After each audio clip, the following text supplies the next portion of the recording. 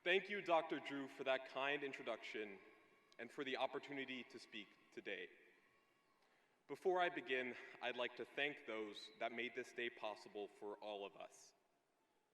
First of all, to the faculty and staff of this incredible university who have challenged us to think deeper, question more, and grow beyond what we thought possible, we thank you.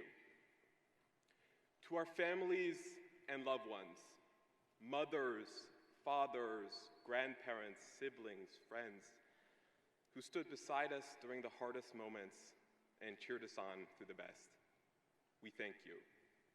And to the class of 2025, our lab partners, study buddies, roommates, group chat philosophers, and Canvas post procrastinators, we've made it.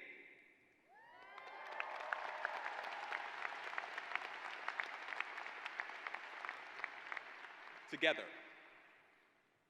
It feels surreal to be standing here today after 4 years of lectures, labs, parking tickets, and trying to register for classes on a website designed 20 years ago. We're here. We did it. And yet when I look back, it's not the grades I remember most. It's the small moments, like the momentary decisions we each made to improve the world around us. One of those moments for me came during my sophomore year. I was sitting in a tiny classroom late at night with the other officers of Synapse, UT's undergraduate neuroscience organization. We were talking about research when someone pointed out a problem. There weren't enough spaces for undergrads to share their work. So, we built one. That late night conversation turned into UT's first undergraduate neuroscience conference, an event that's still running and growing today. But what stuck with me wasn't the event itself. It was the feeling. That moment of realization that we didn't need to wait for someone else to make things better. We could start, we could build. The lesson I learned was this: we are not bound by the structures we inherit, but by the ones we choose to build. And class of 2025, we've built a heck of a lot. Some of what we've built is visible, but the things I'm proudest of don't show up on a resume, nor did they make the weekly newsletter. We juggled side jobs, cared for loved ones, and still managed to turn in assignments right at 11:59. We've created inclusive spaces. We've collaborated, protested, advocated, and even made group chats work, even though I was that person with the Android. I'm sorry, that alone deserves a diploma, honestly. We hit late night lifts at Greg because sometimes the only way to solve life's problems is with squats and a playlist called Midterm Rage. We spoke up when silence would have been easier. We took care of one another, even when we were running on Red Bull and 5 hours of sleep.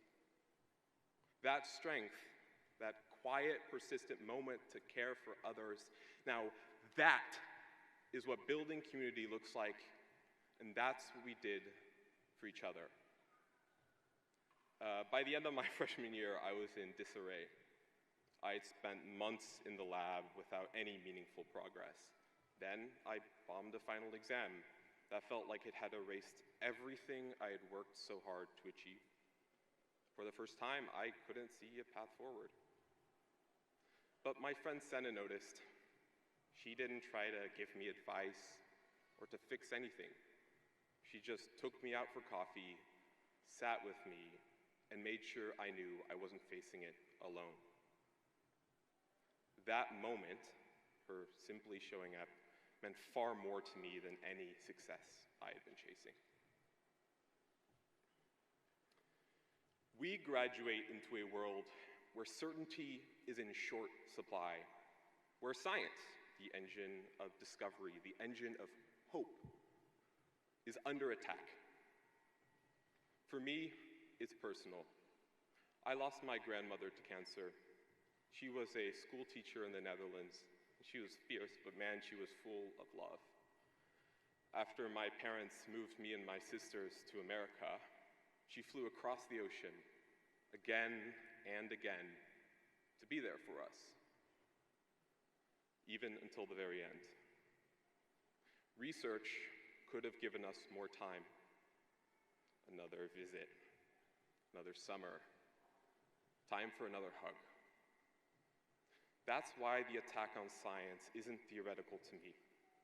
It's because I know what is at stake. And as someone pursuing a career as a physician-scientist, I've come to believe this deeply. Investing in science is how I honor the family I've lost and how I fight for the lives still unfolding. And although I think these times can feel overwhelming, we've learned something important. We've learned that change doesn't always start at the top. It starts with people like us, sitting in classrooms in late-night student org meetings, asking, what if we did something about this? From that question, from that shared courage, we build. We build strength. We build unity. We build momentum. We build something that doesn't just spark change, but sustains it across years, across generations. Because we choose again and again to make a better world for everyone, and especially for those who need it. And no, we don't leave today with everything figured out. And that's okay. It's okay not to know exactly the next step, the next job, the next city. Because what matters isn't about having a perfect plan. It's about having the courage to keep building, to keep asking sharper questions about the world around us, and to keep fighting for what matters. And along the way, we found something even more important: the people who have helped us become braver, kinder, and maybe a little bit more okay with uncertainty. And now, we get to keep building new places, new communities, and new ideas, both here in Texas and around the world. So, class of 2025, we built all this. Now let's build a future together. Hook 'em!